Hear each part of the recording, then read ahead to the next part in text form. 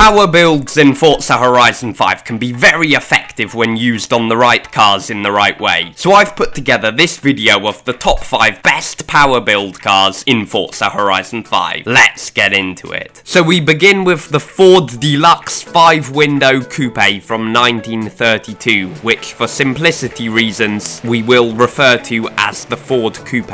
Anyway, the Ford Coupe is easily one of the best cars for B-class road racing. Being a power build, it's obviously terrible through the corners. It understeers like a boat, then on exit it will oversteer like a pendulum. But like with all power builds, it gains loads of time on the straights. Power builds are quite common in B-class, but this one is the best B-class power build. Next up, in the number 4 spot, we have the Toyota Sports 800, which is good in A-class. This thing weighs just 688 kilograms, so it's quite nimble in the corners, but the 745 brake horsepower going through the rear wheels just puts it on a knife edge. If you manage to survive through the corners though, you'll be an absolute rocket ship on the straights. And as you can see here, the closing speed between this and a fairly average Toyota GR86 was so much that I literally ghosted through because a high-speed collision was predicted. Now we move on to the McLaren F1 GT filling in the number 3 spot. The F1 GT is best for S2 class, and it's a very drivable car by power build standards. For the tracks which are full of long straights, this is one of, if not the best S2 class car. It has very good grip in high speed corners and good initial turning, which makes it nice to drive. However, it is easy to miss your braking points in this because you'll be coming along with loads of speed and the stock brakes don't cope too well. But nevertheless, this is a fantastic S2 class car. For the penultimate car in this video, we have the Jaguar Sport XJR15. This thing is easily one of the best cars to use for S1 class road racing. Too many people use grip or all-round builds for S1 class, which makes them nice and vulnerable to a good old power build on the straights. The understeer in this thing is very apparent, so that takes getting used to, but it's certainly worth getting used to it, because at quite a few tracks, this car is king of S1. Finally, we have the Mosler MT900S, which is a meta car for S2 class. This thing is actually really nice to drive, which is rare for a power build. Some may argue that this isn't really a power build, but when you build an MT900S for S2 class, you can either go for a full-on grip build with all-wheel drive, or you can go rear-wheel drive and prioritize power, which is what has been done here, so we will call it a power build. Through high-speed corners it is quite grippy, although admittedly not as grippy as the Brabham BT62, which is a very common S2 class choice. But on the straights you turn all the Brabhams into sitting ducks because you can just blast past. So for S2 class, a Mosler MT900S with a power build is an absolute king for a lot of the tracks. But anyways, that's it for this video. If you have any questions, drop them in the comments and I will do my best to answer all of them. If you enjoyed it, be sure to like and subscribe, and I'll see you in the next video.